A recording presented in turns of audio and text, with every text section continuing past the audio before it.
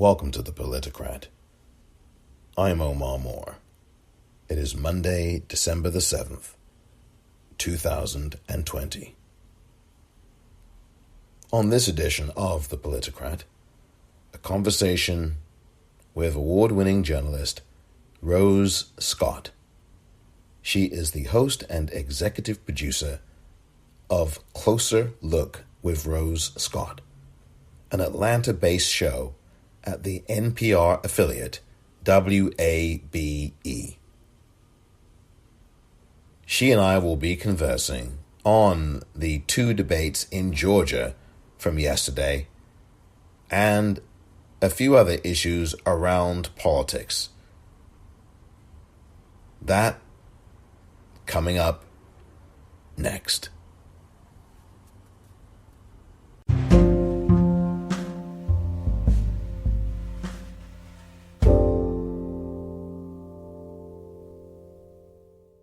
Welcome back.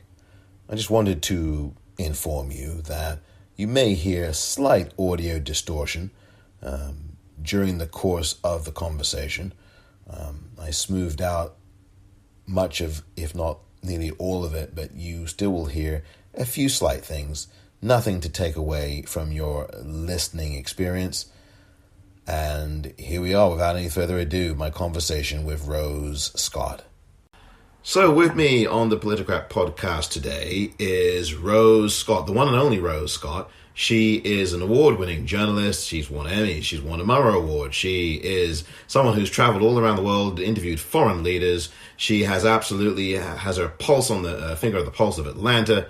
And she hosts a show called Closer Look with Rose Scott. She's also the executive producer of that show, which is in Atlanta at WABE FM Radio. It is an affiliate of the NPR, National Public Radio. Please, a warm welcome for the one and only Rose Scott. Welcome, Rose. Thank you, Omar. How you doing? I'm doing real well. How are you doing? I'm tired, Omar. I'm tired, brother. I'm tired. It's been an exhausting year, but this is what we signed up for, right? Yes, indeedy. And in the spirit of that, I promise I am not going to keep you very long. I know you work extremely hard to bring the stories and to discuss things on radio. And actually, I wanted to, before we do get into talking about these two Georgia debates that we had, or should I say 1.5 Georgia debates? One and a half. Yeah. Before we get to that, I do want to make a point, first of all, to ask you about a closer look. If you could please tell the audience about your wonderful show, please. Well, Closer Look with Rose Scott is kind of the little show that could, when we started now almost 6 years ago, our station, let me back up a little bit. Our station, we used to broadcast a lot of classical. We changed formats. We decided that, or management decided that, now was the time to probably offer more news and information. So we cut back a lot on the classical programming, which, for the diehards, that was hard to take, but my personal philosophy is being an NPR affiliate in Atlanta.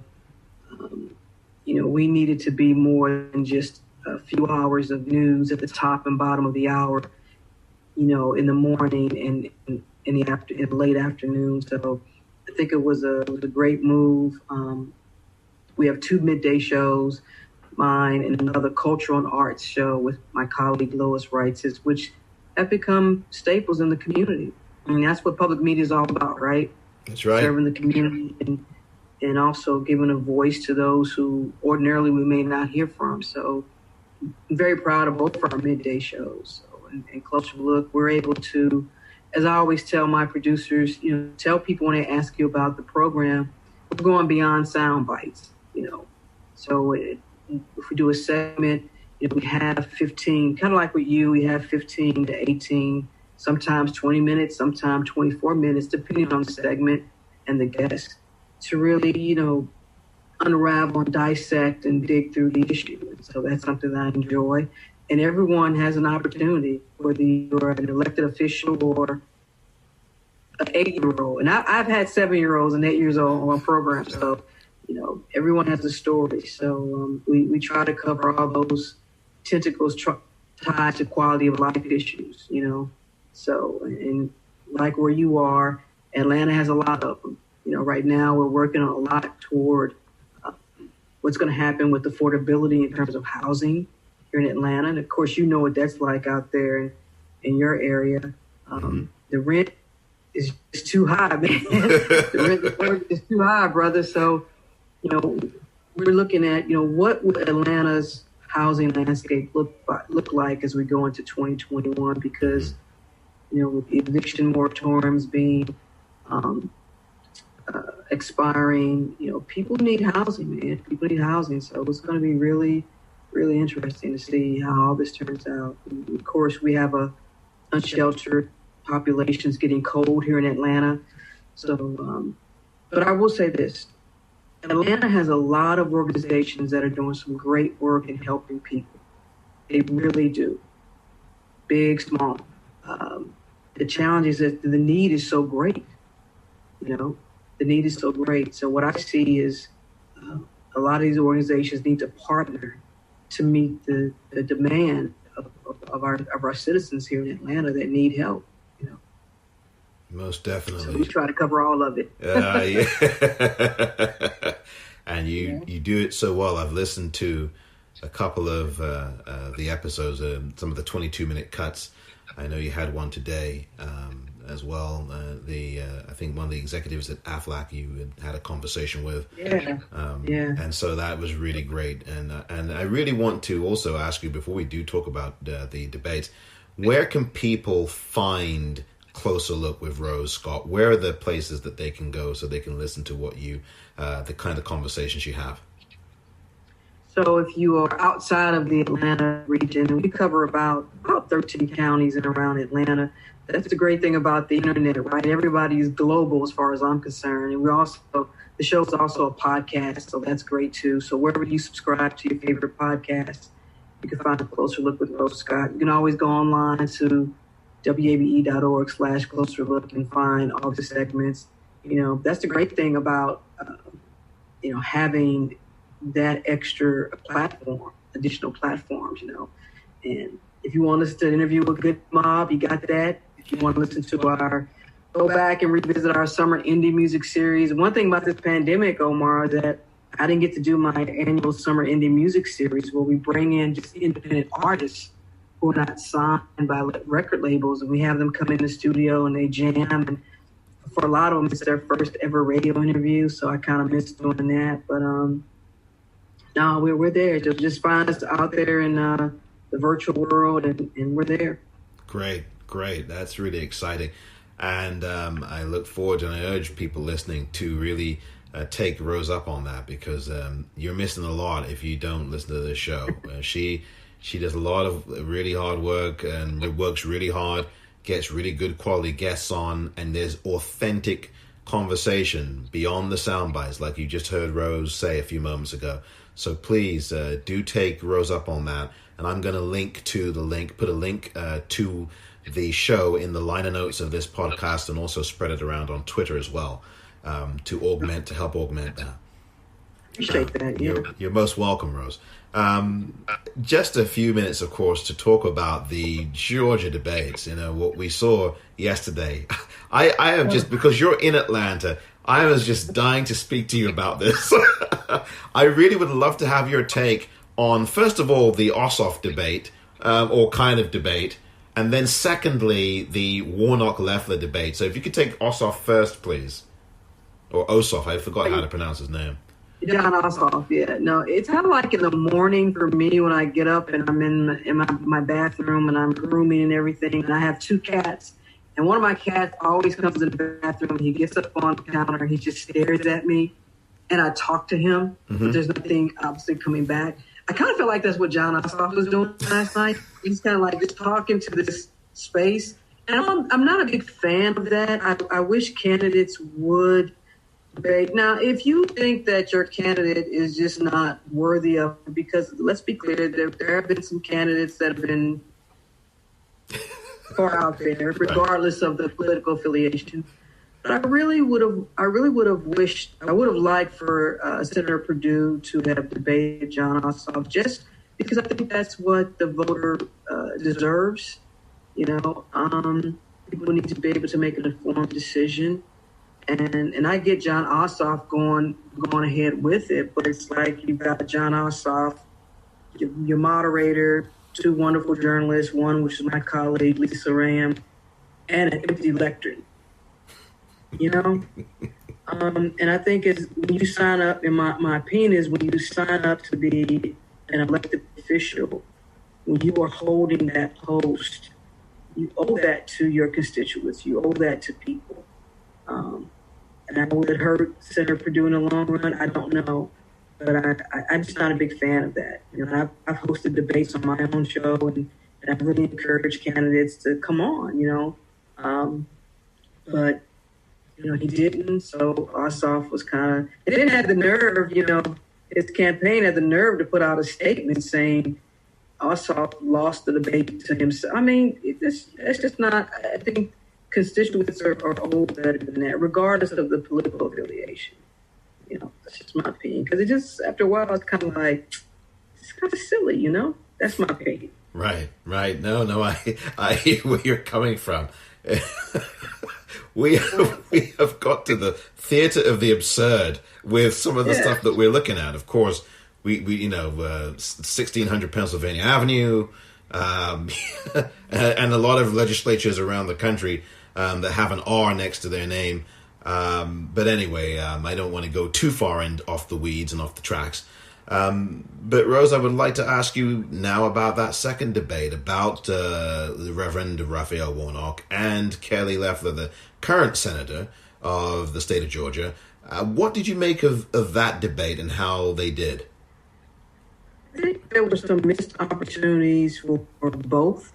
I think that starting with Senator Loeffler, I've always been intrigued when the incumbent or the sitting candidate, you've been you're in this spot. Now, granted, she was, appointed by Brian Kemp, Governor Kemp, but you have this opportunity to supplant all of your messaging as to why people should keep you in that position. As someone who has studied history and studied politicians, and I love going back and looking at some of the old debates and looking at old campaigns. For me, it just feels like if you just keep saying the same thing, you don't really answer a question, particularly if you are the sitting candidate or if you're the incumbent. It just seems like you're just going through the motions. And I think for Reverend Warnock, I think he missed some opportunities to really challenge Senator Loeffler really challenge. When you just answer by not answering, if that makes sense. Yes, it does. It leaves the uninformed voter or the voter who's undecided still kind of hanging out there. I think that Reverend Warnock had some opportunities to really, not to say be nasty and take digs at Senator Loeffler, but I think he had some opportunities to really call her on some of the statements that she has made and continues to make, which quite frankly, as a journalist and fact-checking, are not true or taken totally out of context. I think he missed that. I think Senator Loeffler also had an opportunity to really talk about what she has done since she's been senator. I think they both kind of missed. If you want to give grades to say who won and all that, maybe the edge will go to Reverend Warnock, but I just think both of them missed kind of the opportunity. I get the whole notion, particularly with, and I know former First Lady Michelle Obama used to say, when they go low, we go high. And I'm not saying that Warnock should have, thrown some low punches, but I think he had a little bit more of ammunition to really challenge Senator Loeffler on and I think he missed that. Yeah, I'm 100% in agreement with you. That's my great lament about that second debate, by the way, that you've just talked about, is that the Reverend wasn't, to me, passionate enough. I mean, he's passionate, but I mean passionate enough in investigating and scrutinizing the record of the person standing, 8 to 12 feet from him. And as you point out, I do think there were numerous opportunities. So I definitely agree with you. I think the last thing I wanted to ask you about is, the last couple of things I wanted to ask you about is, do you see any advantages or disadvantages for any of these candidates? Obviously, there's a lot of money coming in. There's, $300 million plus already spent. Kelly Loeffler is independently wealthy. Her husband is independently wealthy. He owns the company, owns the New York Stock Exchange, and also, David Perdue. David Perdue is very wealthy. The scandals that have come up, and then you've got Ossoff and you've got Warnock, and the turmoil of the Republicans. So who do you think has an advantage, I guess, aside from the money? Which candidates here do you think have a decided advantage, or any advantage, if any, going into next month? I think the advantage will be seen with who returns to the polls in a runoff. Typically, in runoffs, obviously, voter participation is lower. Mm-hmm. I think the Democrats and the Republicans are both trying to energize their base to come out, which is why you had so much activity here in Georgia this past weekend. I mean, President Donald Trump was here, Vice President Mike Pence was here, former President Barack Obama was here, Joe Biden. So all the heavy hitters are coming. So that tells you the importance of this race. But I think it really is going to depend on who just actually comes out to vote. I don't think either one of them, particularly with Loeffler and Warnock, I don't know if either one of them swayed an undecided voter or swayed someone from the other side. Mm-hmm. I think people have made up their mind who they're going to vote for. I think the key is, will they come out to vote? Senator, do you believe the election was rigged? Look, Greg, it's very clear that there were issues in this election. There are 250 investigations open, including an investigation into one of my opponent's organizations, for voter fraud. And we have to make sure that Georgians trust this process because of what's at stake in this election. The promise that Chuck Schumer made was to fundamentally change America, and I'm making sure that we don't go down the road of socialism. You've been attacked for comments you made from the pulpit about law enforcement and the military, foreign policy, among others. You've also said they're taken out of context, but you made these remarks in a public forum. Why shouldn't Georgians take them at face value? Look, it's clear to me that my opponent is going to work really hard, spending millions of dollars of her own money trying to push a narrative about me, because she's clearly decided that she does not have a case to be made for why she should stay in that seat. I have worked my whole life to pull people together. I've been working on criminal justice reform. I've worked alongside law enforcement officers to do that work. Several years ago, I actually brought together the law enforcement officers here in this city, the chief of police, the Black Lives Matter activists, the sitting attorney general, families, parents, all in my church, focused on working on these issues that we've seen emerge time and time again. And we need somebody who knows how to bring people together rather than using these issues as a political point to be made. These issues are tragic, and our law enforcement officers lay it on the line every day. They have an ally with me. I just think that you can affirm what law enforcement officers and hold them accountable. Senator Loeffler, 30 seconds. My opponent, radical liberal Raphael Warnock, has called police officers gangsters, thugs, bullies, and a threat to our children. When I gave him the chance to apologize in our first debate, he declined. He's also said that you can't serve God and the military. He's used the Bible to justify these types of attacks and make other divisive statements. What we need is someone who can bring together, that can help us get through this pandemic and rebuild our economy across this country and right here in Georgia. That's what I'm fighting to do. Do you want to put that into context? Sure, I'd love to respond. Listen, This is why I think folks have turned off from politics very often, because people will turn anything into a kind of cynical political argument. I was preaching that day from a very familiar Matthew text that says you can't serve God and mammon. It was a sermon about a moral foundation for everything that we do, and that when you have everything in order, that actually makes you a better soldier. It also makes you a better senator. And had Kelly Loeffler listened to the sermon rather than trying to make a cheap political point, she would not have used her advantage as a U.S. senator to make millions on a pandemic while playing it down to the people she was supposed to be representing. By the way, I do want to say today is the last day for Georgia voters to register to vote. You've got until 11:59 p.m. tonight, Monday, December 7th, to register to vote. Very, very important. And as you pointed out, there have been a lot of organizations that have been out trying to get people registered to vote. And keep in mind also, we have a new wave of voters, which are those young folks who will be 18. Because I think here in Georgia, you can register as long as you're going to be 18 when you actually go to vote.